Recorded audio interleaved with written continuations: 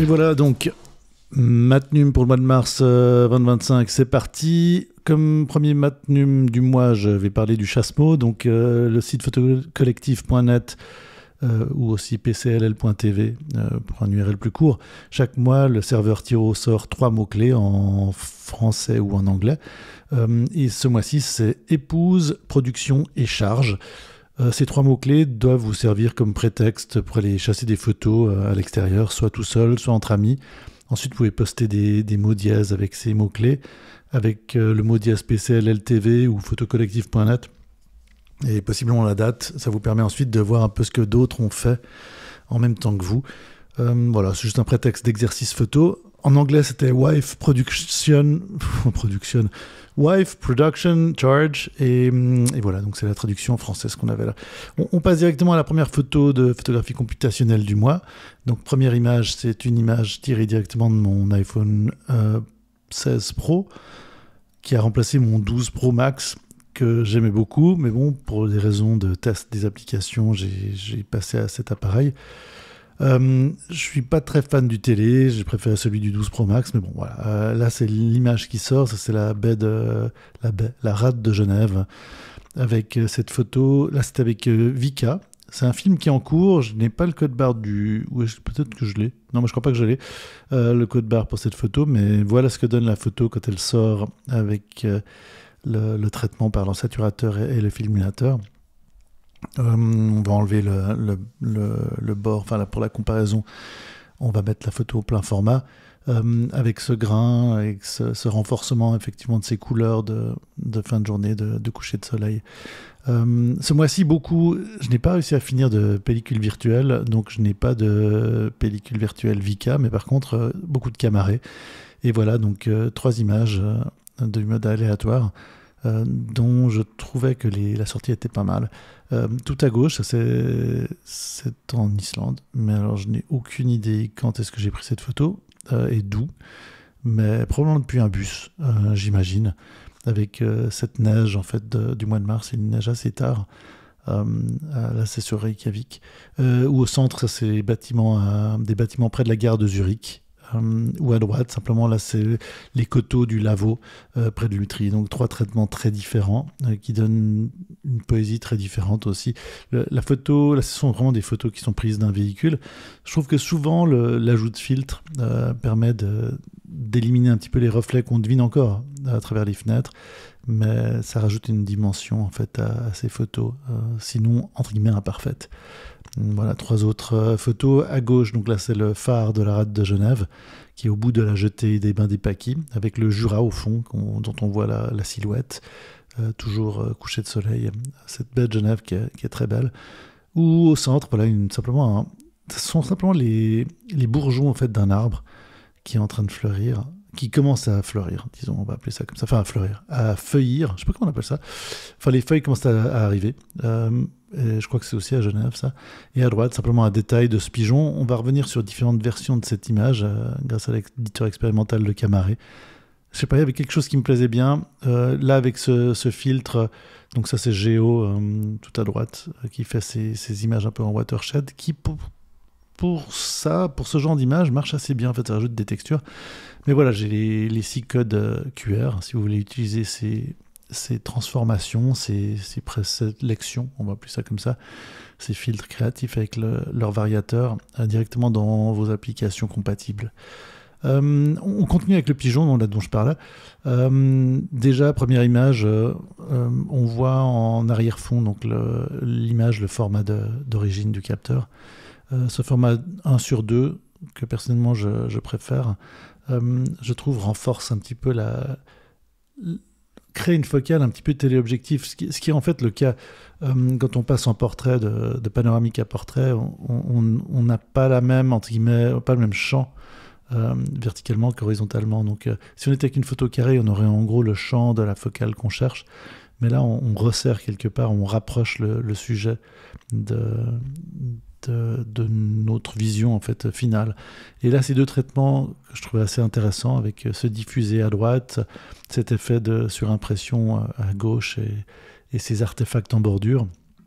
Ou ici, tout à gauche, ces artefacts vraiment numériques, ou simplement un noir et blanc plus précis au centre, ou encore avec une certaine déformation, là, une image fantôme à droite.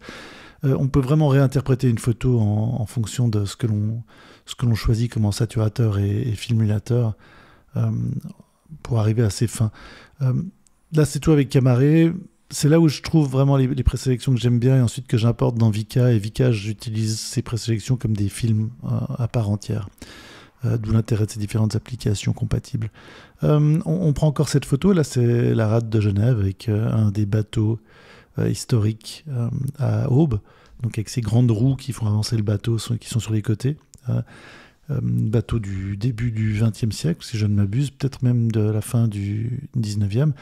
Donc ça, c'est la rive gauche de Genève.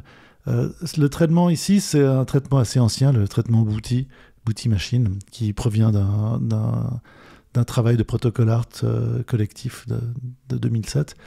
Voilà, on revient directement sur que la photo sans le fond. Je trouve intéressant en texture. Le filmulateur, en fait, rajoute cette petite texture, ce grain, cet analogisme, je ne sais pas comment on appelle ça, ce côté un peu plus sensuel à l'image que l'ensaturateur Bouty crée en diminuant la résolution à fond et en créant ces artefacts numériques de compression que je trouve très intéressant dans certains cas et pour certaines séries. Voilà, là, les 6 derniers codes barres des images, code QR. J'ai pris l'habitude de dire code barre, mais les codes QR sont plus actuels. Si vous voulez utiliser ça avec vos propres applications, enfin ces différents traitements. On continue dans les traitements aléatoires. Voilà, tout à gauche, une image floue, mais je trouvais que ça sortait assez bien avec ce simulateur. Le filmulateur dans ce cas-là est un simulateur de capteur CCD type Kodak et l'ensaturateur qui renforce vraiment ces lumières alors que c'est vraiment des très basses lumières. De nuit, ça c'est HDR qui a cette habitude de rendre les choses assez contrastées et un peu extrêmes. Mais je trouve un traitement intéressant considérant les variateurs dont je n'ai pas mis les valeurs là mais qui sont dans le code QR qu'on aura après. Ou simplement ce détail, ce cône dans un tronc d'arbre à fleurs de bitume. Ça, si je ne m'abuse, c'était à Genève. Ou à nouveau, la rade de Genève avec ces bateaux typiques, ces transports en commun, les mouettes jaunes, genevoises, avec le phare qu'on a vu tout à l'heure un peu plus loin. Et au fond, à l'arrière, cette colline, enfin un peu plus qu'une colline, c'est Coligny et ses coteaux, une des communes en périphérie de la ville de Genève. On reste à Genève ici avec une image en format panoramique et un traitement que je trouve intéressant, assez numérique, assez dur, assez granulé avec une texturation, une sorte de matrice comme ça et peu de contraste avec des noirs qui partent vraiment dans les gris. Ça c'est le pont du Mont Blanc, donc avec l'île Rousseau que l'on voit à droite avec ses arbres. Si vous êtes allé à Genève. À l'origine, cette île donnait vraiment sur l'ouverture sur le lac. On a d'ailleurs une photo de l'écrivain et philosophe Rousseau, Jean-Jacques Rousseau, qui donnait sur cette grande ouverture. Je trouve que symboliquement, d'avoir ce pont devant depuis les années 40 ou 50, plutôt 50 je crois, c'est assez particulier. Voilà, un autre traitement de la même image que je trouvais particulièrement intéressant. Donc le premier, c'était Ribbon, qui crée vraiment comme saturateur qui crée cette dureté. Et là, c'est Denaz qui crée presque cette inversion des couleurs au niveau du ciel. Et encore une petite panoramique, là, ça c'est dans la campagne du canton de Vaud, donc cet état de l'ouest de la Suisse, avec ce tracteur. On va revoir d'autres images de cette même série au travers de l'éditeur expérimental, mais je trouvais cette douceur due à Darkhead comme saturateur, et avec KDAPS nul 200 comme filmulateur par-dessus. Moi, je trouvais que c'était assez, ça rendait quelque chose une certaine poésie à l'image une image, une scène que je trouvais intéressante de toute manière. On va voir les différentes scènes ensuite. Voilà, les codes QR déjà, si vous voulez les utiliser. Voilà, là on va voir les différentes variations. Donc on va en avoir quelques-unes pour cette photo qui vraiment changent radicalement, je trouve, le rendu et l'histoire. Ici, plutôt standard comme sortie avec Arguable. Il y a un léger décalage rouge-vert-bleu, donc numérique. c'est un effet vidéo, mais le filmateur ajoute un peu de douceur par-dessus. Dans ce cas-là, c'est vraiment à nouveau KDE APS nul 200. Sinon, cette distorsion un peu géométrique par RAT sur cette autre version sortie de l'éditeur expérimental, avec à nouveau KDE APS nul 200. Moop qui a cette tendance à aplatir en fait les couleurs en travaillant sur un des canaux couleurs. Alors ici vraiment quelque chose de beaucoup plus sombre avec d'arcade et KDH02 comme filmateur. On aura tous les détails avec les codes QR ensuite. Regards avec son aspect très typique pointilliste, ou simplement là on revient sur le darkade d'origine, que je trouvais... donc on avait un petit darkade et APS nul 200,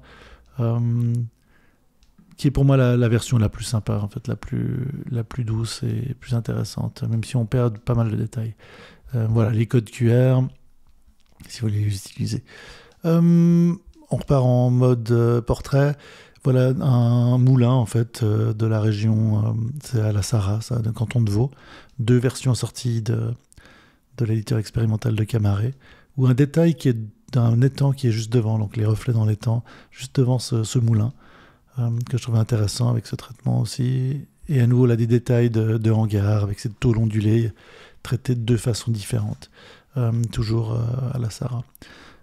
Ou à droite, alors là, ça c'est simplement quand on arrive en Islande en avion, on arrive en général, si on vient depuis l'Europe, depuis la côte sud de l'Islande, et on la longe pendant un moment, et là ce sont les Vestenmajer Islands, c'est les îles de Vestenmajer, j'arrive pas à les prononcer, Vestenmajer. Superbes îles à visiter si vous voulez, il y a un ferry qui mène à la côte, mais on les voit en général en arrivant, s'il n'y a pas trop de nuages, en arrivant sur l'Islande direction Keflavik, donc l'aéroport international de Reykjavik. Voici les codes QR, pour ceux que ça intéresse. Encore une petite série de... Voilà, là, tout à gauche, c'est l'image qui sort du capteur. C'est des détails d'une image que j'ai prise dans la région dans le canton de Vaud, en Suisse, à nouveau direction la Sarraz, avec le Pan par là-bas. Vous pouvez trouver sur une carte si ça vous intéresse. Et à centre et droite, voilà, 2 versions sorties de Camaret. On voit là, j'ai fait une version grise, noir et blanc, au travers de l'éditeur, qui me semblait tout à fait intéressante. Il y a très légèrement de la couleur, un peu de vert qui passe au travers, comme on le voit en bas, sur la partie d'herbe. Ensuite, là, on repart sur du panoramique, toujours avec Camaret. Là, on a vraiment, sur ce traitement avec Géo, donc cette zone, en fait, ce watershed, je trouve intéressant, avec le très grand angle. Difficile de savoir réellement ce qui se passe, beaucoup de noir, mais beaucoup de grain, en fait, qui ressort de KDT 32, ce simulateur de gros grains noirs et blancs. Mais si on retraite l'image, on peut avoir autre chose, comme ici. Alors, c'est pas la même photo, mais là, on se retrouve avec Nezeska comme en saturateur, avec cet aspect de NTSC de ligne que j'avais essayé de simuler, en fait, légèrement différemment, pour que ça soit artistiquement intéressant. Ou ici, repasser dans l'éditeur expérimental avec Comop, où on a beaucoup d'artefacts de compression de la couleur, en fait, numérique. Voici les codes QR, si vous voulez les récupérer. On va encore voir 1 ou 2 images. Pouf, voilà. Ça, c'est une image. En arrivant, je parlais d'arriver sur l'Islande. Ça, c'est l'Islande, donc au mois de mars, avec les vues qu'on peut avoir, avec la baie de Reykjavik qui est derrière. Et à l'avant-plan, on a toute cette zone de volcans, en fait, dont les volcans qui sont un peu plus à gauche, mais qui ont été en éruption il n'y a pas longtemps. Mais quand la neige est fraîche, comme ça, tombée, il n'y en a pas encore, il n'y en a plus beaucoup. Ça donne pour des paysages qui sont superbes. Et voilà, une fois que ça passe dans le traitement, alors déjà l'image d'origine juste sortie du capteur et je trouve assez bluffante, mais après avec le traitement, on a vraiment des choses assez intéressantes. artistiquement. Alors évidemment, on perd en résolution, mais je crois qu'on gagne en d'autres compréhensions de l'image, et on crée une autre narration, comme toujours, qui me semble personnellement intéressante. Voilà, là, un autre plan sur cette région-là. Alors là, on est plus avec le téléobjectif qu'on était avant. Voilà, un retraitement avec différentes combinaisons. Et encore une autre photo avec un autre traitement de cette région de volcan. 3 images enfin 4, 5 traitements que je trouve intéressants. Mais j'en ai 4 en code QR. Et on va terminer là pour cette première partie maintenue pour Marche 25. Hop. Et voilà, donc comme toujours, questions, suggestions, propositions. Voilà, n'hésitez pas et à bientôt.